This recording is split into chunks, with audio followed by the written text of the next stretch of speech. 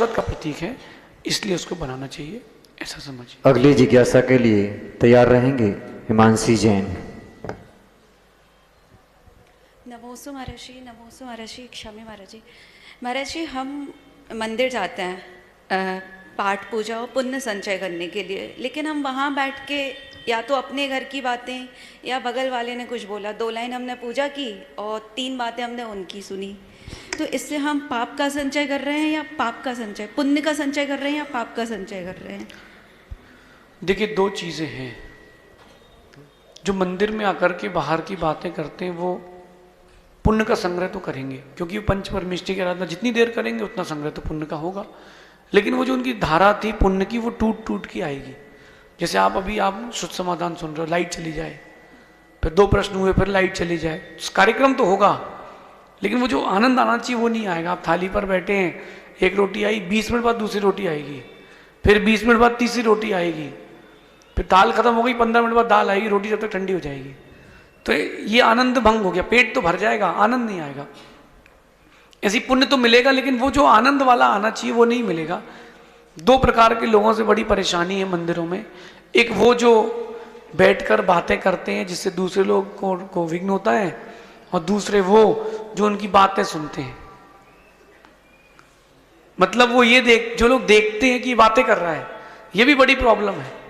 कई लोगों के, इतने लोगों के प्रश्न आते हैं ना शुद्ध समाधान में, अगर मंदिर में किसी ने दीपक नहीं जलाया तो क्या होगा, उसको कौन से पाप का बंद होगा। अरे भैया तुम अपनी व्यवस्था देखो जिसमें सार है, तुम्हें क्या हो रहा है क्या नहीं हो रहा वो देखो। तो 2 लोगों के साथ प्रॉब्लम हो जाती है। एक तो वो जो बातें करके दूसरों को डिस्टर्ब कर रहा है, और एक जो थर्ड पर्सन उसको देख रहा है कि यार कैसा आदमी बातें कर रहा है। तो मेरे हिसाब से दोनों बराबर ही हैं।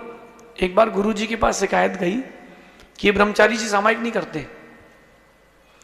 तो गुरुजी ने पूछा क्या करते हैं, बोले बस गेट बंद हुआ और सो गए। अच्छा, गुरुजी ने बोला तीनों टाइम की सामायिक में कि एक टाइम की सामायिक? बोले तीनों टाइम की सामायिक में। ये तो बस गेट बंद किया और सोते हैं। अच्छा तुम क्या करते हो? बोले मैं तो सामायिक करता हूँ। अच्छा बोले लेकिन तुमसे अच्छा तो वो है। बोले क्यों? कम से कम उसने सो के अपनी थकान तो मिटा ली, और तुम उसको देख देख के कुड़ कर रहे कि यार इसने सामायिक नहीं करी, मैं सामायिक कर रहा हूं। तो दोनों लोगों के लिए संदेश है, मंदिर में आकर के विघ्न ना करें। मेरे हिसाब से जब भी मंदिर बनाए आजकल एक विशेष कक्ष बनाना चाहिए, महिला समाधान कक्ष, महिला संभाषण कक्ष, ताकि वो वहां देखो अभी यहाँ पर शुद्ध समाधान चल रहा है ना, अब वो एक बच्चे की आवाज आ रही है, उनको पता है कि 15-20 मिनट से उनके बच्चे की आवाज आ ही रही है, फिर भी वो वहीं बैठी। तो ऐसे लोगों के लिए अलग से व्यवस्था रखो। जो बातें करती ना महिलाएं बैठ के, का कह दो कहो, तो ऐसे लोगों के अलग से कक्ष बनाओ, महिला संभाषण कक्ष, वहां बैठो और गिचरो, तुम्हें जो करना है करो। वो हो water proof, bullet proof, silence proof, उसकी बाहर आवाज ना आए। तो ऐसे कक्ष बना करके वहां बैठे, कम से कम दूसरे को विघ्न ना हो। लेकिन कोई ऐसा कर रहा हो तो आप इग्नोर आए न करे, किनारे बैठ जाएं। आपसे कोई बात कर रहा हो तो उनसे बोलना कि मैं 5 मिनट से पूजा कर लूं, फिर मैं आपसे बात करता हूं। बोले बड़े तुम एटीट्यूड में हो, तो बोला हमारा नियम है ओम शांति, ऐसा करके टाल दें। और मेरा तो मानना कि उस वेदी में जाके बैठे जहां कोई नहीं बैठता हो, तो अकेले रहेंगे ना, भगवान से डायरेक्ट कनेक्शन हो जाएगा, ऐसा समझिए।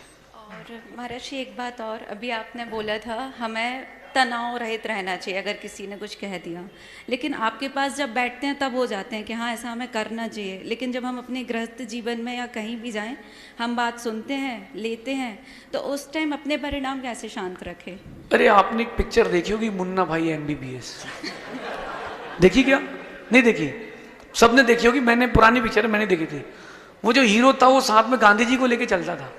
जहां कोई प्रॉब्लम आती थी वो क्या करता था, बापू याद है क्या करना है? बस आप यहां से जाना तो मुझे साथ में लेके जाना, बापू की तरह। और बस जब आप कुछ प्रॉब्लम आए तो गुरु जी क्या करना है, और आपको समाधान वहीं मिलेगा, बिल्कुल शांत हो जाना। अगली जिज्ञासा के लिए तैयार रहेंगे आकाश जैन लड्डू भैया। जन जन गुरुवर के चरणों में जन जन